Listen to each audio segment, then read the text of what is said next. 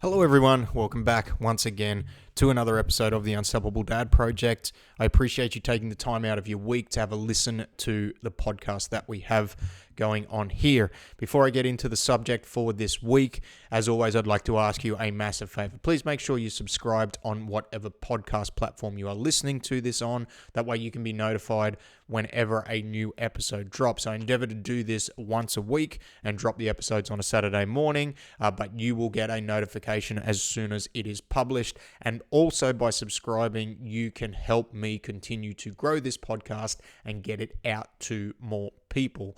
If you could also just follow along on the social media platforms, the Unstoppable Dad Project on Facebook and at the Unstoppable Dad on Instagram. That way you can stay up to date with everything we have going on within our program and also any other free resources that I might be putting out there. One of my goals and my mission with this podcast is to give you some resources and to give you a heap of usable information that you don't have to pay for. It is free content. I released a free 8-week program not that long ago, gym program for beginners, where if that is something that is high on your priority list that you feel like you need to do, you can literally jump in there. Don't have to invest any money. Follow along with the videos that I've put into the Facebook group, which is linked to the Facebook page, and get a good solid base for your training for 8 weeks.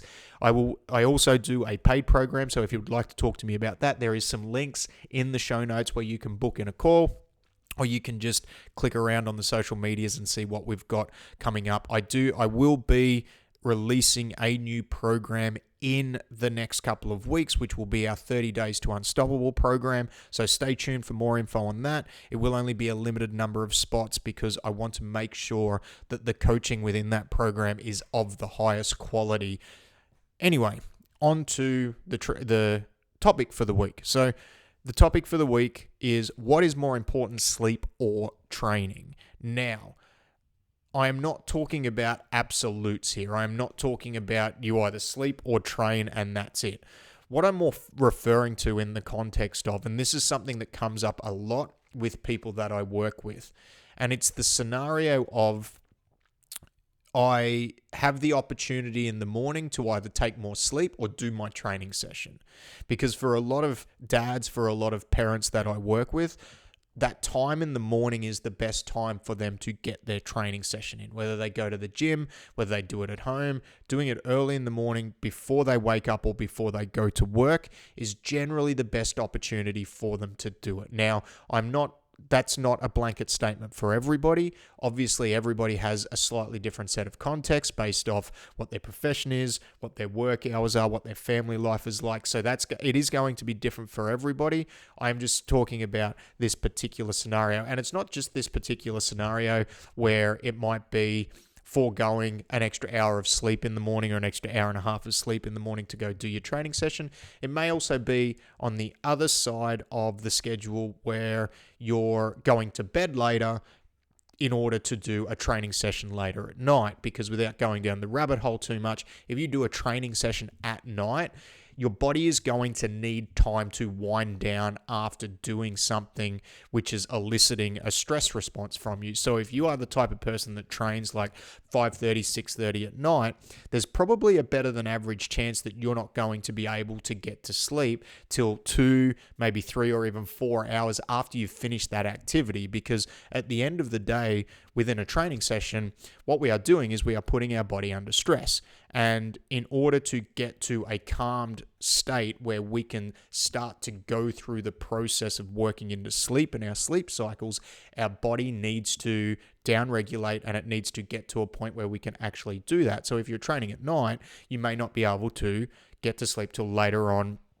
in the night. Therefore, the question could be, do I forego getting to bed earlier in order to do a session at night? Or, as I said, the most probably the more common one that I come across is, am I going to forego that extra hour or 2 hours of sleep in the morning in order to do my training session? Now, it really depends. It depends on context. Now, those of you that have listened to the podcast for a while are obviously probably sick of me saying it always depends. Well, it does always depend, because there is not a one-size-fits-all answer for this, right? If I was to draw a line in the sand and you are on the point where you are completely sleep deprived. The kids have been up all night, whether they've been sick or you've got a newborn baby, and you are just not getting a great quality of sleep or a solid 6 to 8 hours, then I would probably say sleep is more important if I was to give you an absolute answer. I think sleep is probably one of the most important things you can do for your overall health and well-being. And coming from somebody who writes training programs for people for a living and has done for a decade plus, that might be something that is surprising for you to hear, but it is just the way it is. There is a lot more information coming out now that is pointing to the fact that sleep for a lot of people is the low-hanging fruit that needs to be addressed or needs to be taken in order for them to move the needle closer to a lot of their overall health and well-being goals. As a general rule of thumb, aiming for that 6 to 8 hours of sleep a night is generally what we're looking for. Now, again, this needs to be context dependent. I am just talking in very broad and general terms, but aiming for that 6 to 8 hours of sleep per night, and not just aiming for that, but trying to get good quality sleep. Now, as a parent, that can be near on impossible, especially if you have a newborn, you have a sick kid. For us right now, we're going through a period where our son's been sick for the last couple of days at the time that I record this. So our quality of sleep hasn't been great throughout the night. And I have done a podcast on sleep previously. I think it was quite a while ago now.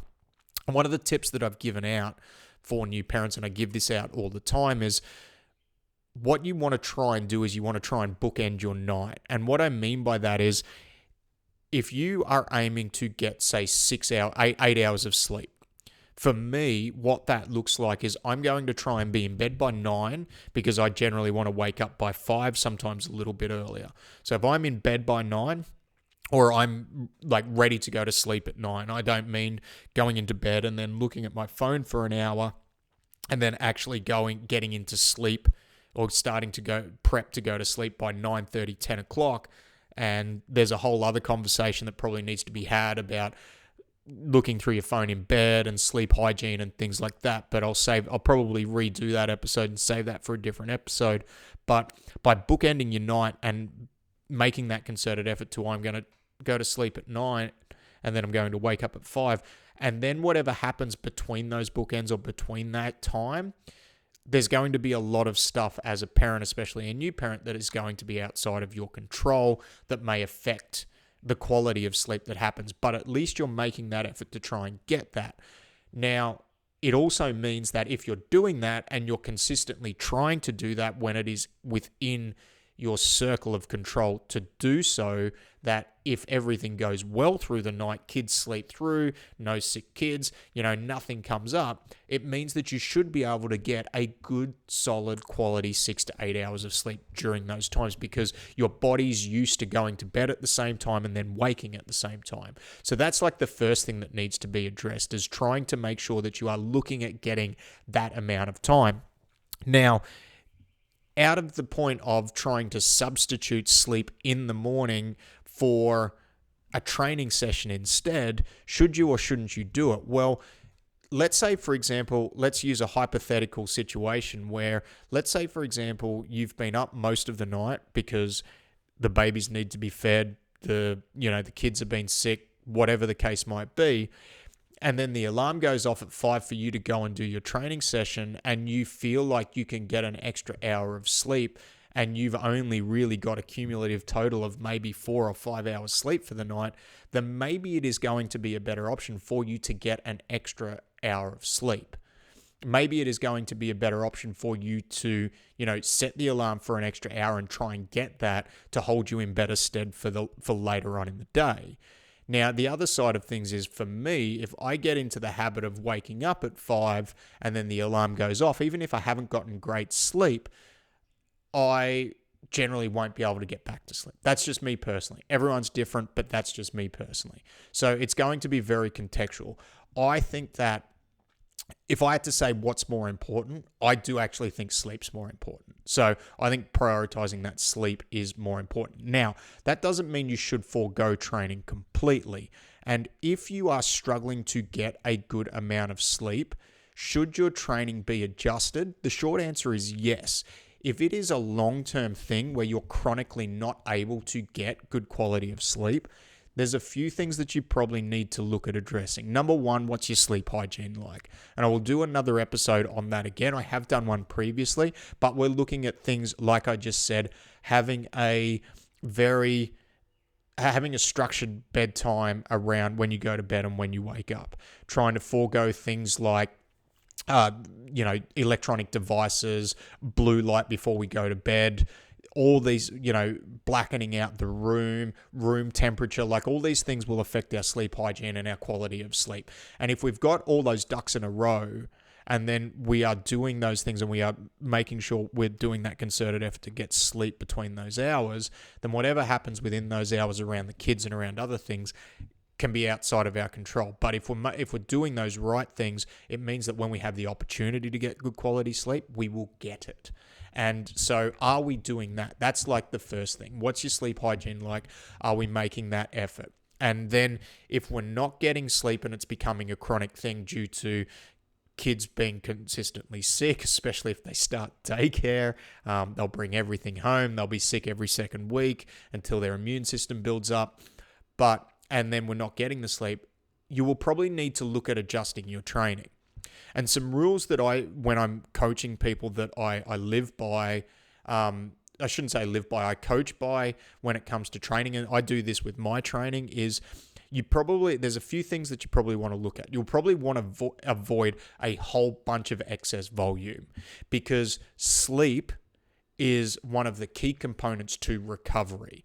And if you are under recovering, so you are under sleeping, if you load yourself up with too much training volume, you are going to dig yourself into a physical hole that you're unable to get out of. And that's potentially going to manifest itself into you getting sick, you getting injured, or a whole multitude of things that could come off that. So you want to make sure that you are probably avoiding any excess volume, and then being mindful of the intensity.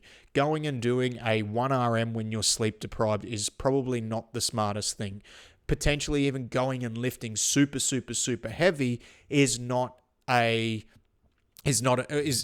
be ill-advised for you in your particular circumstances. Now, obviously, this is always going to tie back into your particular set of goals and your particular set of circumstances, because if you are a professional athlete, then it's a completely different story. That still doesn't mean your plan is going to be doesn't need to be adaptable.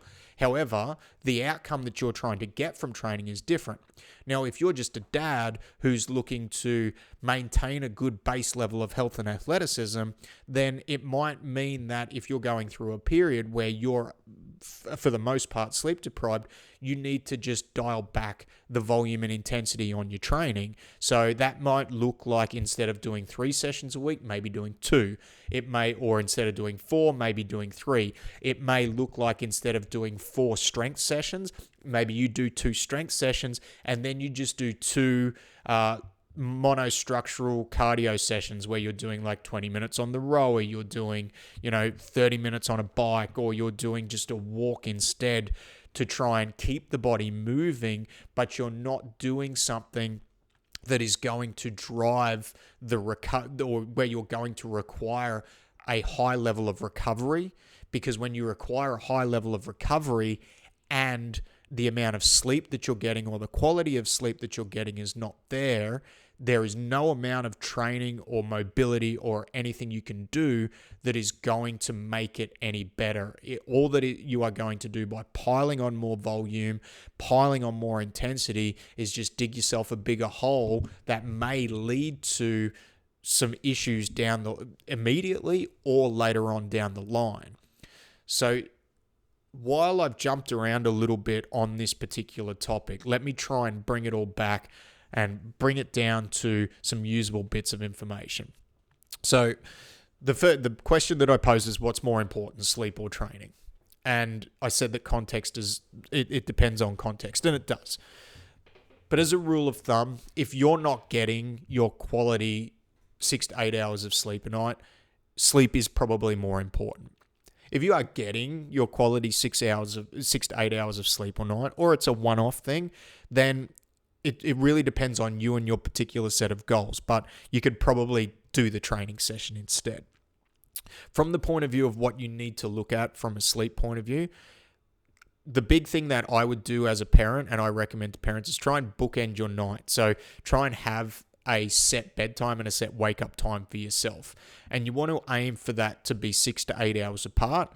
There's going to be things that will happen within that 6 to 8 hours that may be outside of your control. Whether the kids wake up, they need to be fed, they're sick, whatever the case might be. But by bookending that night, it will mean that when you have the opportunity to get that sleep, you will be able to maximize it and get a good quality of sleep.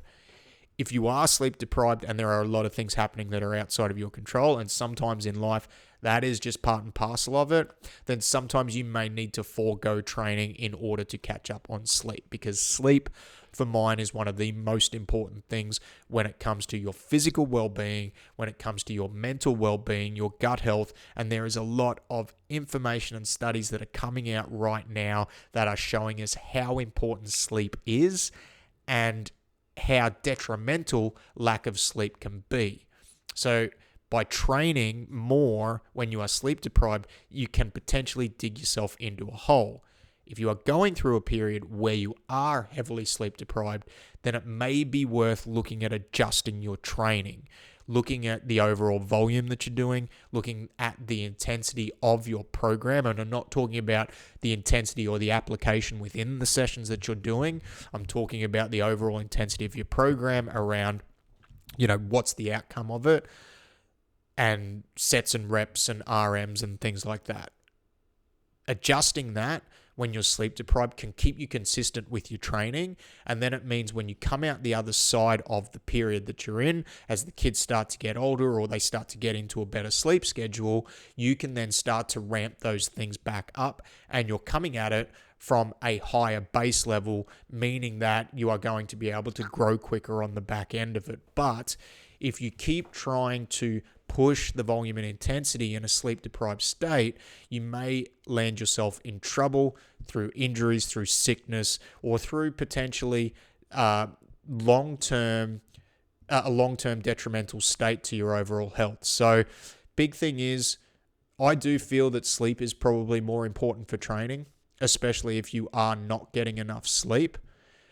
But if you are sacrificing the training program in the morning because you have poor sleep hygiene or poor sleep habits, then maybe look at that first, and then you can start to look at adding in the training program. And if you have that ticked off and you are still not getting enough sleep, then it maybe look at adjusting your training program. If you need help with that, please reach out. As I said at the top of the show, I have a link in the show notes where you can book in a time to have a chat with me. I'm more than happy just to jump on a 15-minute call with anybody who even has an existing program who may need help adapting that to their particular set of circumstances. The good thing about the experience that I have over 10 years plus of running a gym with parents and people from all walks of life is one of the best things I am able to do for people is help them build out an adaptable plan. So if you need help with it, reach out. There is a link in the show notes for you to book in. I appreciate you listening. Hopefully that is of some value to you all. Let me know if there's any questions that stem from the topic. Even though it seems like a really simple thing to cover off, it is actually quite a broad topic. So I'm probably going to do another episode where I'll deep dive into kind of sleep hygiene and some sleep tips. But bottom line is, for me, if I had to make an absolute statement, if you're not getting a good quality of sleep or a good amount of sleep, then sleep's probably more important than training. And if you need to change your sleep habits, then it's probably the first thing that you need to look at. But there will be things outside of your control as a dad, as a parent, that we've just got to roll with the punches sometimes. So have a great week. Thanks for listening again. I'll talk to you soon.